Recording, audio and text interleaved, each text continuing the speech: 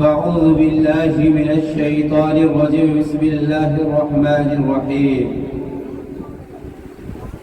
هن لباس لكم وأنتم لباس لهن وقال النبي صلى الله تعالى عليه وسلم النكاح من سنتي فمن رغب عن سنتي فليس مني صدق الله مولانا العظيم وبلغنا رسوله النبي الأمين المدين الكريم ونحن على ذلك لمن الشاهدين والشاكرين والحمد لله رب العالمين. بعد توحید کے متوالوں، شمع رسالت کے پروانوں، اولیاء امت کے جانثاروں، غوث اعظم کے عقیدت مندوں، خواجہ غریب نواز کے چاہنے والوں، آؤ سب سے پہلے انیس بے کسا، چار سازے دردمندہ، فخر رسولہ یعنی احمد مجتبیٰ محمد رفیع فدا صلی اللہ تعالی علیہ وسلم کی بارگاہ مقدسہ میں عشق و عقیدت کی تھالی میں سجا کر درود پاک کا نذرانہ پیش کرے بڑے بلند آواز اللہم صلی علی سیدنا شفیعنا نبینا مولانا محمد بارک وسلم صلاة و سلام علیک یا رسول اللہ صلی اللہ تعالی علیہ وسلم. حضرات محترم، آج ہم لوگ جس محفل پاک میں بیٹھے ہیں جناب محمد حافظ شاہ نواز صاحب اور بہت اچھا بج رہا ہے چھوڑ اور ان کے والد گرامی ایک شادی کی تقریب کے لیے جو حافظ شاہ نواز صاحب کی ہمشیرہ ہے نکاح خوانی ہونے والی ہے، اس سے پہلے اللہ اور اس کے رسول کا ذکر منعقد کر کے رب کا شکریہ ادا کرنے کے لیے یہ محفل میلاد منعقد کیا. اللہ رب العزت کی بارگاہ میں دعا کروں مولا اس محفل پاک کے ذریعے آنے والی نکاح خوانی کی محفل کو مسعود و مبارک بنائے. شاعر کہتا ہے انبیاء میں حبیب خدا کون ہے؟ ایک مرتبہ مچل کے بولیے سبحان اللہ سبحان اللہ سبحان اللہ. انبیاء میں حبیب خدا کون ہے؟ آپ ہیں یا نبی دوسرا کون ہے؟ آپ ہیں یا نبی دوسرا کون ہے؟ اور آپ آئے تو حق کا پتہ مل گیا، آپ آئے تو حق کا پتہ مل گیا، ورنہ کس کو پتا تھا خدا کون ہے؟ ورنہ کس کو پتا تھا خدا کون ہے؟ اور مانگتا اس لیے ہوں کہ مختار ہو، مانگتا اس لیے ہوں کہ مختار ہو، ورنہ محتاج سے مانگتا کون ہے؟ اور عرش اعظم پر پہنچے تو رب نے کہا، عرش اعظم پر پہنچے تو رب نے کہا ابھی جاؤ تجھے روکتا کون ہے؟ انبیاء میں حبیب خدا کون ہے؟ آپ ہیں یا نبی دوسرا کون ہے؟ آپ آئے تو ہوتا پتہ مل گیا، ورنہ کس کو پتا تھا خدا کون ہے؟ مانگتا اس لیے ہوں کہ مختار ہو، ورنہ محتاج سے مانگتا کون ہے؟ اور عرش اعظم پر پہنچے تو رب نے کہا ابھی جاؤ تجھے روکتا. سبحان اللہ سبحان اللہ. ابھی جاؤ. اور سیدی سرکار اعلیٰ عظیم البرکت مجدد دین و ملت الشاہ امام احمد رضا خان فاضل بریلوی علیہ رحمت و رضوان جب آقا دو جہاں صلی اللہ تعالی علیہ وسلم کی شان میں مدح و ثنائی کرتے ہیں تو اس طرح سے کہ وہ کمال حسن حضور ہے، وہ کمال حسن حضور ہے کہ دیوان نقش جہاں نہیں، وہ کمال حسن حضور ہے کہ دیوان نقش جہاں نہیں. یہی پھول خار سے دور ہے، یہی شمع ہے کہ دھواں نہیں. یہی پھول خار سے دور ہے، یہی شمع ہے کہ دھواں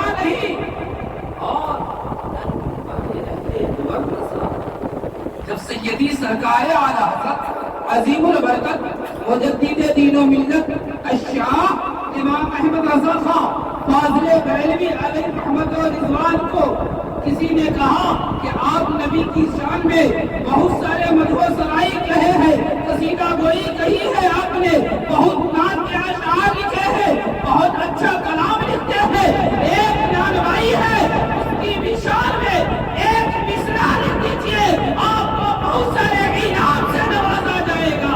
باہر بریلی کے سرکار اللہ حضرت عظیم البرکت مجدد دین و ملت الشاہ امام احمد رضا خان فاضل بریلوی رحمت و رضوان کے عشق کے جذبات نے جب اپنے اندر جھنجھوڑا تو کہا احمد رضا لکھ کروں مدح اہل جوان رضا، بڑے اس بلا میں میری بلا، میں گدا ہوں اپنے قریب کا، میرا دین پالے گا۔ سبحان اللہ سبحان اللہ، اللہ اکبر۔ نعرے رسالت یا رسول اللہ، مسلک اعلی حضرت زندہ باد، زندہ باد، اہل سنت، زندہ باد، نعرے تکبیر۔ اللہ اکبر۔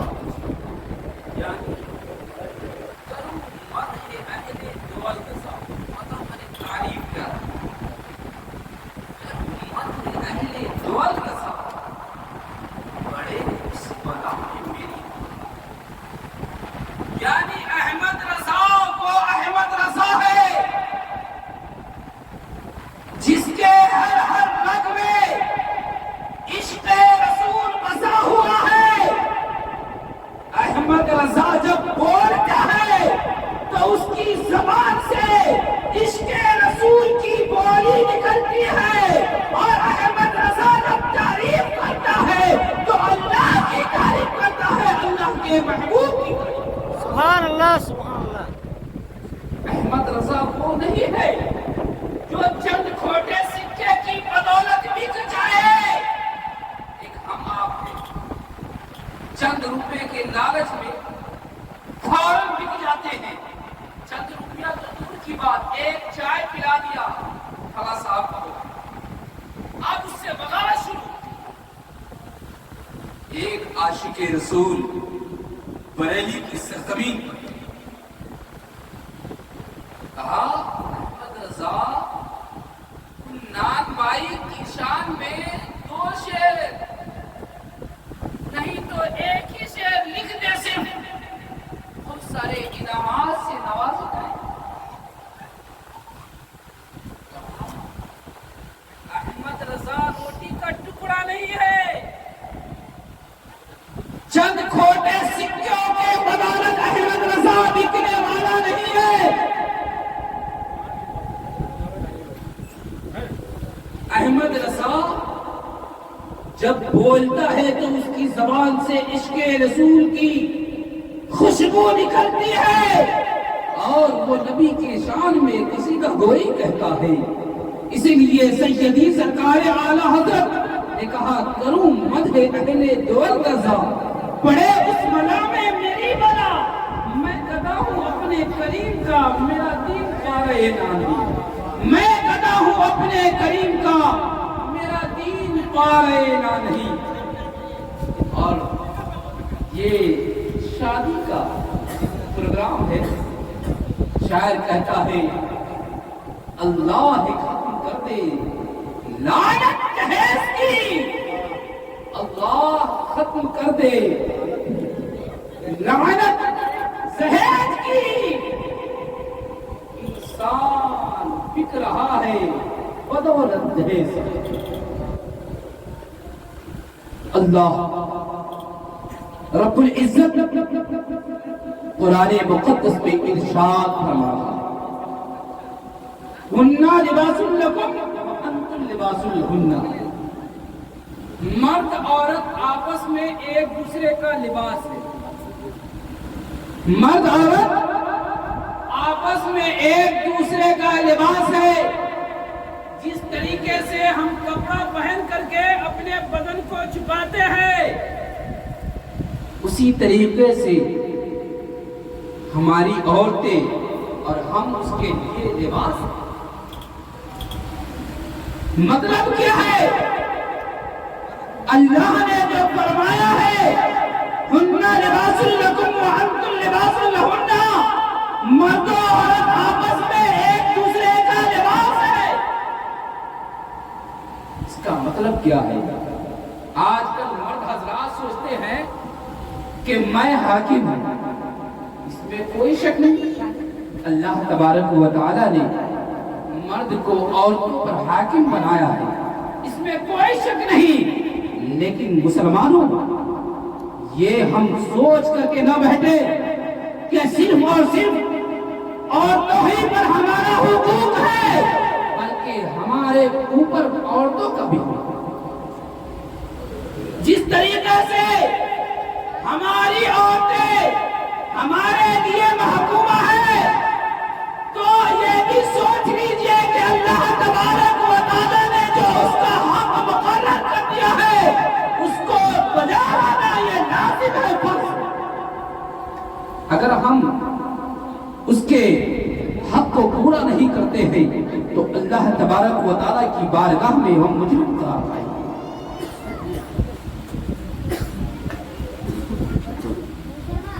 دنیا بتاؤ، دنیا ایک سامان ہے۔ دوسری حدیث بات، الدنیا المرأة الصالحہ، دنیا کی سامان میں سب سے بہترین جو سامان ہے وہ نیک بیوی ہے، نیک عورت۔ اللہ رب العزت نے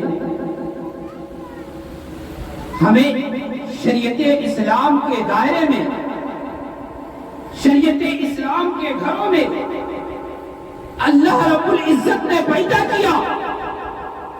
اللہ رب العزت کا کتنا بڑا کرم ہے کہ اپنے محبوب کی امتی میں پیدا کیا، مسلمان گھر میں پیدا کیا، اشرف المخلوقات بنا۔ مخلوقات 18,000 مخلوقات ہے، 18,000 مخلوقاتوں میں اللہ تبارک و تعالیٰ نے جو سب سے افضل و اعلیٰ مخلوق بنایا ہے وہ انسان کو بنایا، اور انسانوں میں اللہ تبارک و تعالیٰ نے جو ہمیں رتبہ دیا ہے وہ مسلمان بنا۔ اور آگے خوشخبری کی بات کہ اللہ تبارک و تعالیٰ نے ہمیں بہترین رتبوں سے نوازا کہ جو تمام نبیوں کے نبی، تمام رسولوں کے رسول، تمام نبیوں کے نبی، سید الابرار اخیار نبی کونین احمد مصطفیٰ محمد فدا صلی اللہ تعالی علیہ وسلم کی امتی بنا۔ سبحان اللہ، سبحان اللہ۔ تمام امتیوں میں سب سے افضل امتی اللہ کے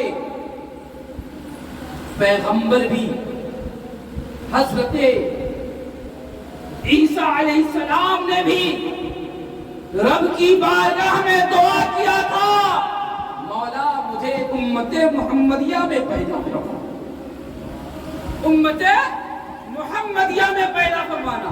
بتائیے، ہم ایسے نبی کی امتی ہے جس کی امتی ہونے کے لیے پیغمبر دعا کر رہے ہیں رب کی بارگاہ میں، مولا ہمیں امت محمدیہ میں پیدا فرما، امتیوں میں سب سے افضل ہو۔ اور نبی، ایسے نبی کا کلمہ پڑھایا جو تمام نبیوں کے نبی، وہ نبی جو خود فرماتے ہیں اول ما خلق اللہ نوری، میں اول بھی نبی ہوں اور آخر بھی نبی ہوں۔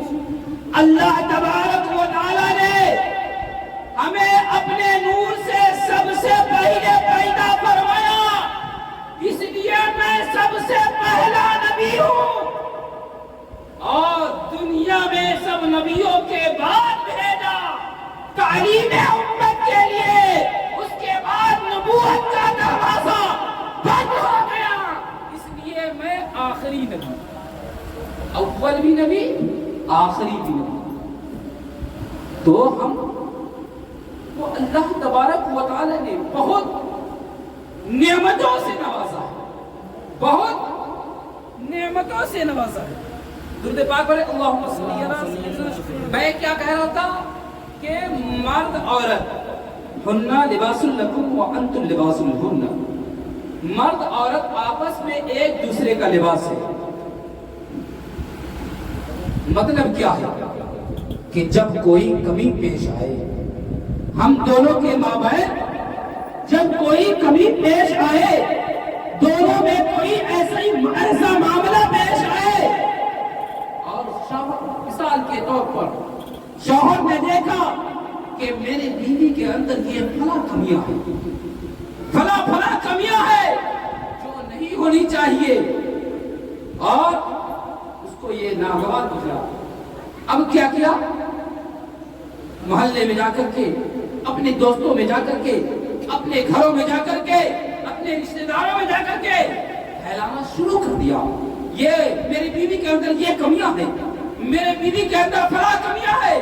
اللہ کے رسول فرماتے ہیں کہ اگر کوئی شوہر اپنے بیوی کے اندر کوئی ایسے نازیبا کلمات دیکھے یا کوئی ایسے نازیبا حرکت دیکھے, اگر وہ اس پہ صبر کر کے اس کو معاف کر دے اور اسے سمجھا دے تو اللہ تبارک و تعالی اس پہ ثواب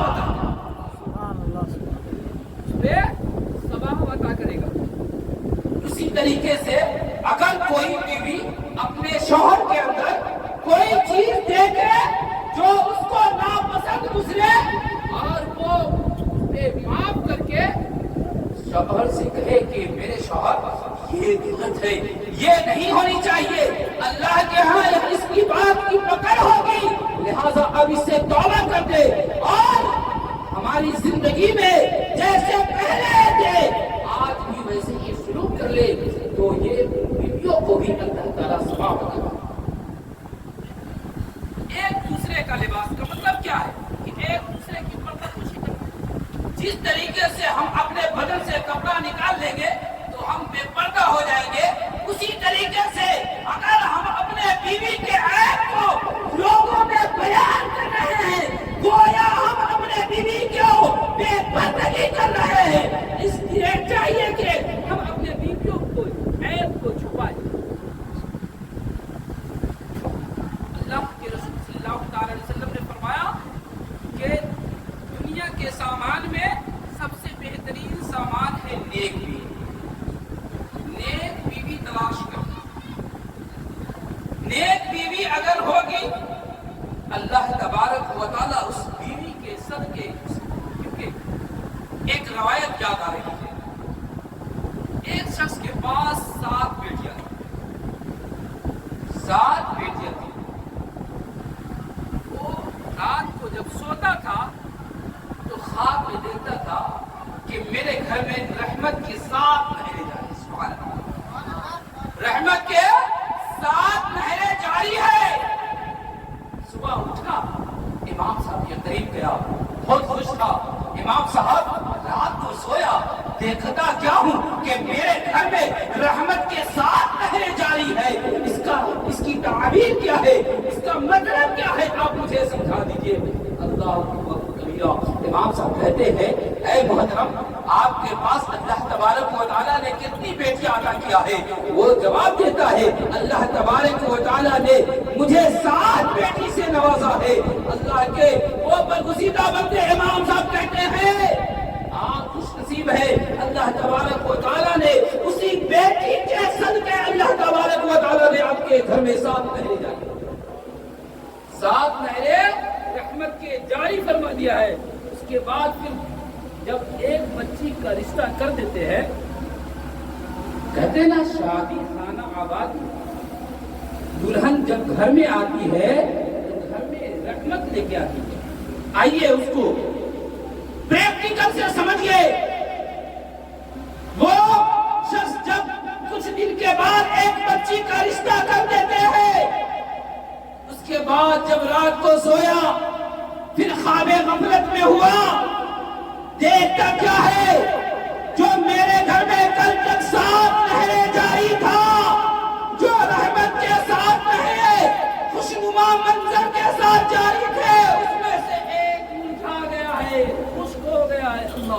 कबीरा। सूख गया है। फिर कल दौड़े दौड़े गए इमाम साहब के पास। इमाम साहब, आपने कहा था अल्लाह ने 7 बेटी अता किया है, तो उसके जरिए अल्लाह तबारक व तआला ने आपके घर में 7 रहमतें नाज़िल फरमा दिया है, लेकिन देखता क्या हूँ कि उसमें एक नहर सूख गया है। माजरा क्या है? कहा, ऐ जनाब, क्या आपने उसमें से एक बच्ची की शादी कर दी है? वो शख्स कहते हैं, हुजूर, मैंने एक बच्ची का रिश्ता कर दिया है। वो इमाम साहब कहते हैं, बस यही वजह है कि वो रहमत आपके घर से ट्रांसफर हो करके वो ससुराल चली गई। सुभान अल्लाह। इसीलिए हदीस शरीफ में है, आक़ाए दो जहां सल्लल्लाहु तआला अलैहि वसल्लम इरशाद फरमाते हैं कि जब हमारे घर दुल्हन आए, देखिए अच्छा काम कोई नहीं करता, अच्छा काम करने के लिए कोई नहीं तैयार होता। खुराफात तो एक एक फुट करके भरा हुआ है। न जाने शादियों में इतने खुराफात होते हैं, लेकिन अच्छा काम कोई करने को तैयार नहीं होता। एक हदीस पाक मैं सुनाने जा रहा हूँ, सुन के आपको ताज्जुब तो होगा कि ये हदीस पाक है, लेकिन वल्लाह ये हदीस पाक है। आक़ाए दो जहां सल्लल्लाहु तआला अलैहि वसल्लम इरशाद फरमाते हैं कि जब तुम्हारे घर दुल्हन आए तो तुम उसके पांव को किसी बर्तन में धुलो। सुभान अल्लाह। किसी बर्तन में धुलो और उस धुले हुए मसाला को पड़ोस के खेत में नहीं फेंक दो, पड़ोस के घर में नहीं फेंको, रोड पे नहीं फेंको, बल्कि उस धुले हुए मसाले को अपने घर के चारों तरफ छीन लो। अल्लाह तबारक व तआला बरकतें नाज़िल फरमाएगा। सुभान अल्लाह, सुभान अल्लाह। अल्लाह तबारक व तआला बरकतें नाज़िल फरमा देगा। ये हदीस शरीफ है, लेकिन ऐसा कोई नहीं करेगा। अरे हम उसके पाँव को धुल करके अपने घर में छीटे, नहीं दोस्तान मुहतरम, जब नबी ने फरमा दिया तो ये हक है, नबी की बात सच्ची है। जमीन डल जाएगी, आसमान डल जाएगा, नबी की बात कभी नहीं कर सकते। बेशक बेशक। दुरूद पाक पढ़े, अल्लाहुम्मा सल्ली अला सय्यिदना शफीना नबियना मौलाना मुहम्मद बारिक व सल्लिम सलातन व सलाम अलैका या रसूलल्लाह सल्लल्लाहु तआला